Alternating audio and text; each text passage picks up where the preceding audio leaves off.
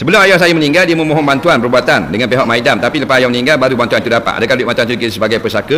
Jawabnya ya. Adakah duit khairat kematian juga dikira harta pesaka? Bukan.